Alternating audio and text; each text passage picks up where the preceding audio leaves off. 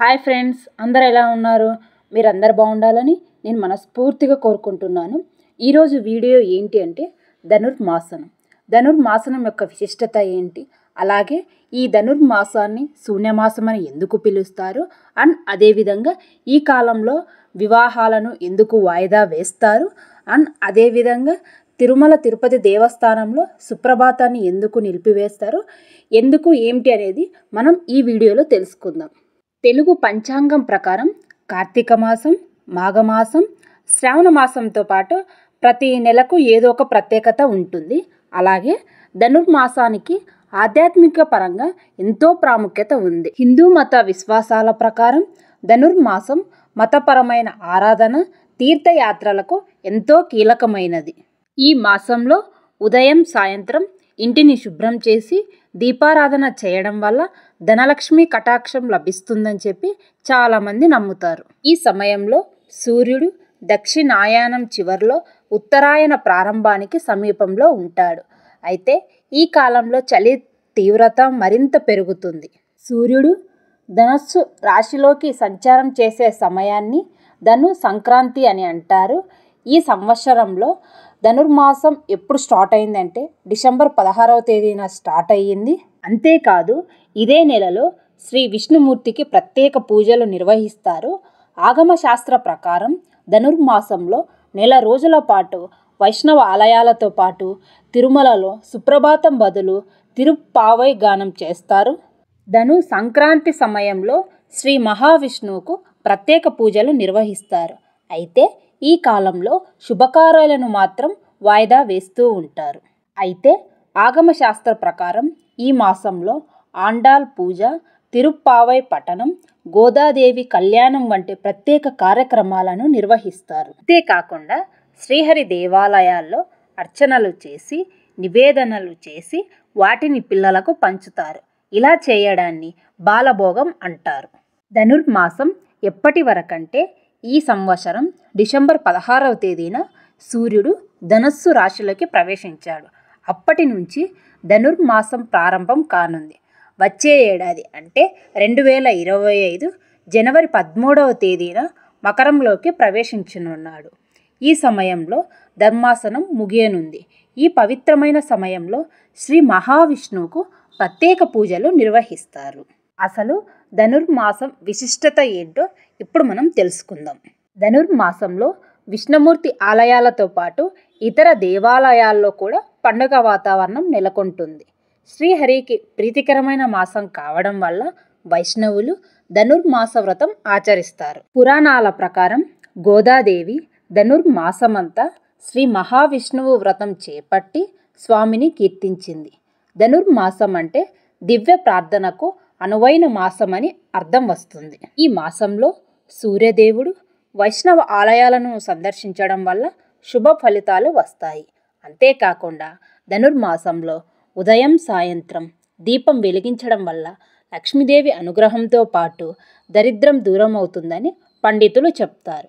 అంతేకాకుండా పెళ్లి కాని స్త్రీలు ఇంటి ముందు ముగ్గులు, గుబ్బిళ్లతో పూజలు చేయడం వల్ల తాము కోరిన వరుడు లభిస్తాడని చాలామంది నమ్ముతారు. ఇలా మహిళలు నిత్యం ముగ్గులు వేయడం వల్ల వ్యాయామం కూడా అవుతుంది. ఇప్పుడు ధనుర్మాస వ్రతం ఏమిటో మనం తెలుసుకుందాం. తెలుగు పంచాంగం ప్రకారం మార్గశిర మాసంలోని పౌర్ణమి తర్వాత పాడ్యము నుంచి వైష్ణవులు ధనుర్మాస వ్రతాన్ని ప్రారంభిస్తారు. ఈ మాసం విష్ణుమూర్తికి ఎంతో ప్రీతికరమైనది. ఈ కాలంలోనే గోదాదేవి మార్గళి వ్రతం చేసి నారాయణుని ఆరాధించింది. ధను సంక్రమణ కాలంలో నదీ స్నానాలు, పూజలు, జపాలు చేయడం వల్ల శుభ ఫలితాలు వస్తాయని చాలామంది నమ్ముతారు. ఈ నెలలో బ్రహ్మ ముహూర్తంలో నారాయణ పారాయణం చేసిన వారు దైవానుగ్రహాన్ని పొందుతారని శాస్త్రాలలో పేర్కొనబడింది.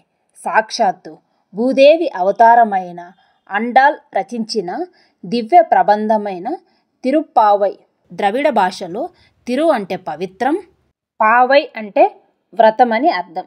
వేదాలు, ఉపనిషత్తుల సారమే తిరుప్పావై అని హిందూ పురాణాలలో పేర్కొనబడింది. ధనుర్మాసంలో శ్రీ విష్ణుమూర్తిని మధుసూదన పేరిట పూజిస్తారు. ఈ నెలలో తొలి పక్షం రోజుల పాటు చక్కెర పొంగలి లేదా పులగం నైవేద్యంగా సమర్పిస్తారు. ఆ తరువాత పక్షం రోజుల పాటు దద్దోజనం నైవేద్యంగా సమర్పించాలి. ఈ కాలంలో పెళ్లి కాని మహిళలు తమ ఇంటి ముందు ముగ్గులు, గొబ్బెమ్మలతో పూజలు చేయడం వల్ల తమ కోరికలన్నీ నెరవేరుతాయి. ఈ మాసంలోనే గోదాదేవి మార్గళి వ్రతం పేరుట శ్రీ మహావిష్ణువును పూజించి మోక్షం పొందింది. అంతేకాకుండా ఈ ధనుర్మాసం వ్రత వివరాలు బ్రహ్మాండ, ఆదిత్య పురాణాలు, భాగవతం, నారాయణ సంహితాలలోనూ కనిపిస్తాయి. ధనుర్మాసంలో తిరుప్పావై పారాయణం చేయడం వల్ల అవివాహితులకు వివాహ సమస్యలన్నీ తొలగిపోతాయి. అయితే ఈ నెలలో వివాహ కార్యక్రమాలను మాత్రం చేపట్టరు. ఎందుకంటే ఈ కాలంలో సూర్యుడు ధనస్సు నుంచి మకరంలోకి వెళ్తూ ఉంటాడు. సూర్యుడు మీనరాశిలో, ధనస్సు రాశిలో ఉన్నప్పుడు, గురువు మీనంలో ఉన్నప్పుడు ఎలాంటి శుభకార్యాలను నిర్వహించకూడదని శాస్త్రాలలో పేర్కొనబడింది. అందుకే ఈ నెలలో ఎక్కువగా సూర్య నమస్కారాలు చేస్తారు. ఈ కాలంలోనే ఇంటి ముందు ముగ్గులు వేసి గొబ్బెమ్మలను పెట్టి వాటిని బియ్యం పిండి, పసుపు, కుంకుమ పూలతో అలంకరించి పూజిస్తారు. ఇప్పుడు తిరుప్పావై గ్రంథాల రహస్యాల గురించి మనం తెలుసుకుందాం.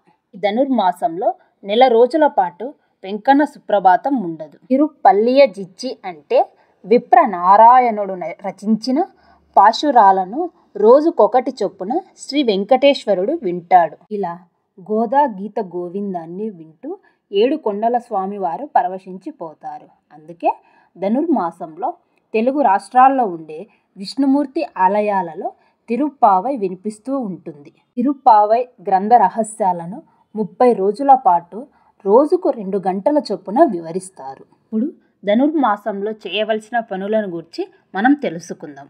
గోదాదేవి రచించిన తిరుప్పావై పఠించడం, విష్ణువుకి పువ్వులు సమర్పించడం, శ్రీహరికి సంబంధించిన ధార్మిక కార్యక్రమాలను అంకితం చేయాలి. రెండవదిగా తిరుప్పావైలో తిరు అంటే పవిత్రమైనది, పావై అంటే వ్రతం. గోదాదేవి తిరుప్పావైని రచించారు. ధనుర్మాసంలో ఈ వ్రత కథను క్రమం తప్పకుండా చదవాలి. తర్వాతది సూర్యోదయానికి ముందే ఇంటిని శుభ్రం చేసుకోవాలి. నెక్స్ట్ ధనుర్మాసంలో మొదటి పక్షం రోజులు సూర్యోదయానికి ముందు పూజా కార్యక్రమాలు, రెండో పక్షం రోజులు అంటే సూర్యోదయం తర్వాత పూజలు నిర్వహిస్తారు. ధనుర్మాసంలో మహిళలు కాత్యాయని వ్రతం ధనుర్మాస వ్రతాన్ని ఆచరించాలి. ఈ మాసంలో వచ్చే మోక్షద ఏకాదశి ఏడాదిలో వచ్చే చివరి ఏకాదశి కనుక ఉపవాస దీక్ష వ్రతాన్ని ఆచరించాలి. ఈ పనులు చేయాలి మనం ధనుర్మాసంలో. ఇప్పుడు ధనుర్మాసంలో ఏ పనులు చేయకూడదు, అవి ఏంటివో ఇప్పుడు మనం తెలుసుకుందాం. ధనుర్మాసంలో వచ్చే వైకుంఠ ఏకాదశికి ఎంతో ప్రాముఖ్యత ఉంది.